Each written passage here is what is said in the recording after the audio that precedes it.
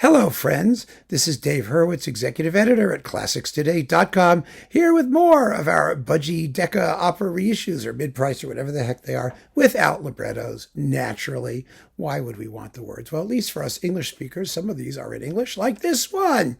It's the Colin Davis Turn of the Screw. And this is another really fine Colin Davis recording. He did a bunch of really good Britten operas. He also did A Midsummer Night's Dream. But this is really first class. And it was the first really fine performance of this since Britten's Own, which was in mono. So when this came out, it was very exciting. Now, originally, it served as the soundtrack for a video. Was it a Unitel video or something like that? I wonder if it says. Yes, it was a Unitel video. And, oh, I remember the video. I had it on Laserdisc. Remember laser discs?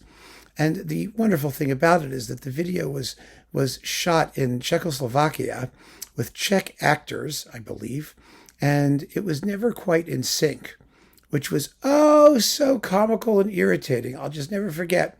I mean, it was like watching, the Japanese guy on the Attack of the Killer Tomatoes, with the voices are going like this, and then you hear the lips are moving, then you hear the dialogue, and it's never quite together. I mean, there's the most bizarre scene when the governess comes in after the first time after she sees Peter Quint, and Mrs. Groves is in there, and she runs into the room and she goes, "I have been frightened," and the lips go. And it was like, no. Did not work for me. I mean, it was fun to watch because I hadn't seen a live production of the opera at that time. I finally did see one. I saw a couple of them, actually, that were just wonderful. I saw one at City Opera. I saw one, there was a student production at the Peabody Conservatory that was first class when I was in college. But, anyway, so this was there, and it's much better to listen to as a soundtrack than it was to actually watch it visually. That was just... You probably still can somewhere. Anyway, the singers are great.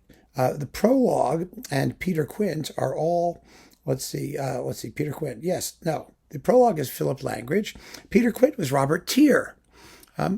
People mock Robert Teare because they think he's kind of a Peter Pears wannabe, but he was a very intelligent, sharp, smart singer who knew what his voice could do. And he had the brains not to do things he couldn't do, or things where he would be subject to ridicule. I mean, Peter Quint is a ghost. He's creepy. And Robert Teare is ghostly and creepy.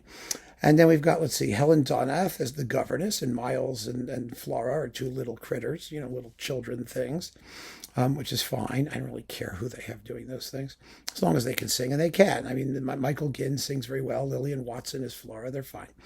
And then we've got Miss Jessel is Heather Harper, who is now a contralto, having been the soprano in Peter Grimes, but she's still a wonderful singer. She always was. And you've got members of the Royal Opera House at Covent Garden with Colin Davis. Now, this is such an amazing opera. It is, I think, Britain's greatest opera. I really do, all things considered. It's sort of like Wozzeck. I mean, it's not atonal like Wozzeck, but it's like Wozzeck in that it has this perfect marriage of independent instrumental forms that follow the evolving course of the drama. I mean, Wozzeck is like that in spades. You've got a whole series of inventions. You've got a 5-movement symphony in it. You've got all these other independent things going on while the drama evolves effortlessly. Now, the Turn of the Screw is a theme and variations. A series of theme and variations on a 12-note theme, but the theme is very tonal.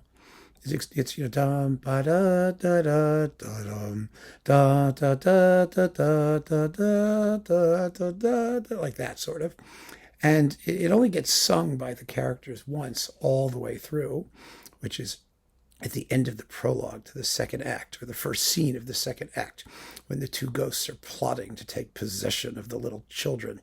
And the wonderful thing about the story, of course, it's a ghost story. It's by Henry James. It's a terrific plot. It was turned into a wonderful libretto. There's a big question in the story as to whether the ghosts are real or whether they're just hallucinations on the part of the governess. I mean, there's no question in the opera that the ghosts are real. They're very real. They have their own scenes. They talk to each other. They're real. But it's just brilliant, evocative music and a moving story. And, I just love it. I really love it. I mean, I could see it a million times and never be tired of it, I swear. This is a wonderful performance on Decca in very good sound, so much better without the accompanying video. So, yeah, I mean, if you want a really good turn of the screw, aside from Britten's own, this is certainly worth considering. It's one of the best ones out there. Lots and lots of fun with a vintage cast. So keep on listening, friends. Thanks for joining me. Take care.